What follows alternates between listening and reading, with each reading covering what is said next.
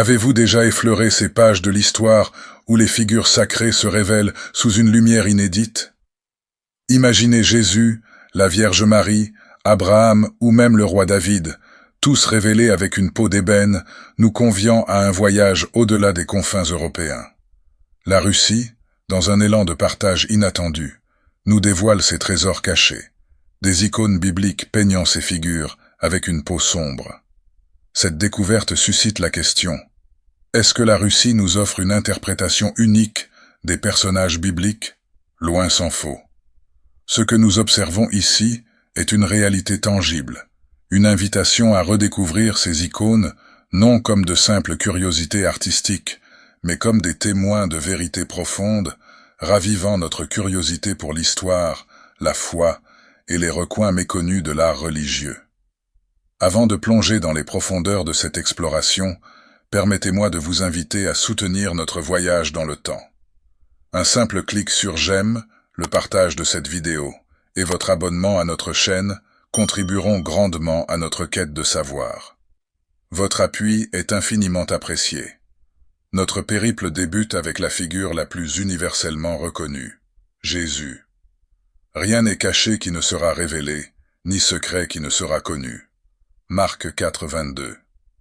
Bien que l'imaginaire populaire ait souvent peint Jésus à l'image de l'homme occidental, les textes sacrés eux-mêmes restent muets sur sa véritable apparence. Les récits des évangiles, bien qu'ils narrent sa vie, ne nous offrent aucune description physique du Messie, suggérant une apparence bien différente de celle gravée dans nos esprits. As the Ukraine-Russia war drags on, Russian President Vladimir Putin has decided to move one of Russia's holiest icons from a museum to a Moscow cathedral. This arises a debate around Putin's growing reliance on the church. More on this in our next report.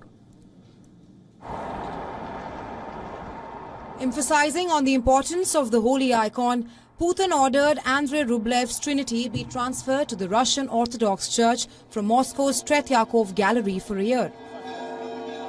The relocation of Russia's most well-known icon highlights how closely the war has intertwined politics and religion. Trinity is a 15th century artwork which is all set to take its place in the Cathedral of Christ the Saviour. The icon depicts the oak of Mamre, where the three angels visited Abraham in the book of Genesis. Троица – это главный памятник русской культуры. Нечто подобное у нас вот есть за спиной, только в другой стороне. Это соборы Московского Кремля. Ничего подобного у нас нет. Троице более 600 столетий. Никто не знает ее точной даты. Никто, опять же, не знает, точно ли. The researchers of the Russian Orthodox Church are arguing that this transfer of icons is a political move on behalf of Putin. He wants to keep the church on his side in this war by showing his respect to the religious institution. The West claims that Putin is framing the war as a battle for the survival of Russia, to which the researchers further demand that he needs to prove that the war is not his personal military activity, but that there is a higher metaphysical mission in Russia that he is trying to fulfill. In the past, several Russian propagandists have used Christian symbolism about fighting the devil. They have even used antichrist symbols to rally support for a war that has gone on much longer than the expectations. The West says that it just wants to help Ukraine defeat Russia on the battlefield.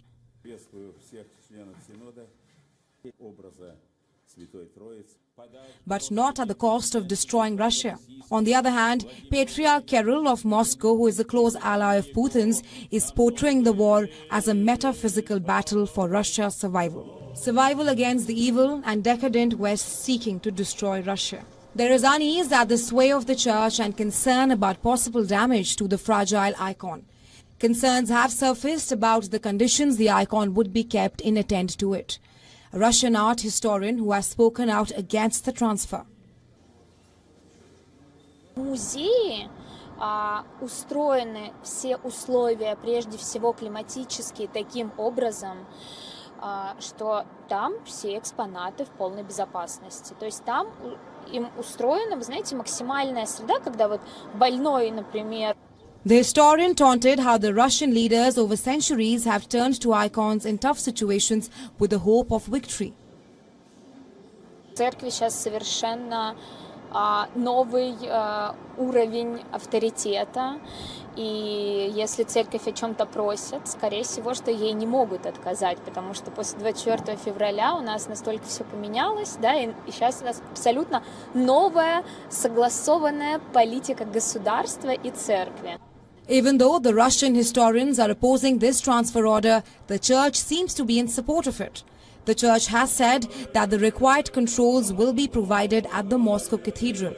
Tretyakov staff will also supervise the artwork during its stay. Jésus, cet homme du peuple, ayant vu le jour à Bethléem et ayant grandi à Nazareth, s'inscrit dans l'histoire sans laisser de portrait de son visage, excepté dans le cœur de ceux qu'il a touchés. C'est cette absence d'image authentique qui nourrit aujourd'hui notre quête de vérité. Remarkable exhibition. It's an exhibition which feeds the senses. Everything is so grey outside at the moment, and here suddenly it's a feast for the eyes. And it's a feast that marks 100 years since religious icons started to be recognized as works of art. Before then, they were mainly viewed as religious objects, often left blackened over the centuries by the passage of time. C'est une révélation qui donne des frissons, s'exclame un visiteur devant ces icônes. Pour la première fois, on semble voir la vraie couleur de l'histoire. Cette redécouverte, ces icônes rescapées de l'ombre du temps, nous obligent à réexaminer notre interprétation du passé, illuminant la représentation des figures noires à travers l'histoire. Elles remettent en question nos préjugés, nous invitant à envisager une histoire plus inclusive. Pourquoi leurs vêtements n'ont-ils pas noirci avec le temps ? S'interroge Robert Rubin, mettant en doute l'idée d'une altération liée au temps. Cette question ouvre un débat passionnant sur l'authenticité et la précision historique de ces représentations, défiant notre compréhension traditionnelle de l'iconographie sacrée. Dans cette ère de questionnement, les icônes noires russes nous invitent à redéfinir notre rapport à l'histoire spirituelle et culturelle. Elles nous rappellent que la vérité, aussi longtemps dissimulée, trouve toujours un chemin vers la lumière. An exhibition of 40 Russian icons that have left their country for the first time. They are pieces of art that were hidden after the October Revolution of 1917 in order to protect them from anti-religious destruction. Soprattutto è la prima volta che It's the first time that a large number of Russian icons have come here to Italy. In addition, here are a dozen examples that have never before been moved. They appear for the first time in our catalog. Icons are usually painted on wood and meant to represent saints or sacred elements.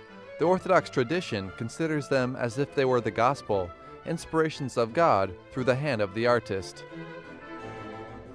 Their deep symbolism is reflected from the meaning of icon as a representation or vision from another world.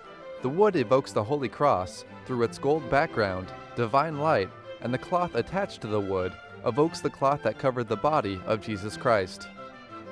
è un'importanza notevole e fondamentale. Without a doubt, they have a great importance and a fundamental recognition in Russia, because the icons represent for Russia what the pyramids represent for Egypt, or the temples to the Greeks.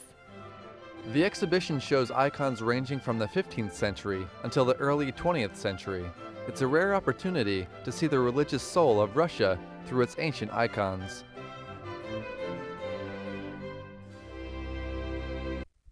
Alors que nous approchons de la conclusion de cette exploration, je vous convie à méditer sur ces découvertes, à interroger et à chercher au-delà.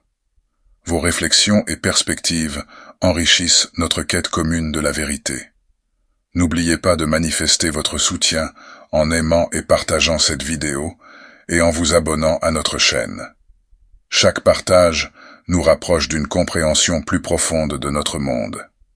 Merci de nous avoir rejoints dans cette aventure à travers le temps, redécouvrant les figures sacrées de l'histoire sous un jour nouveau.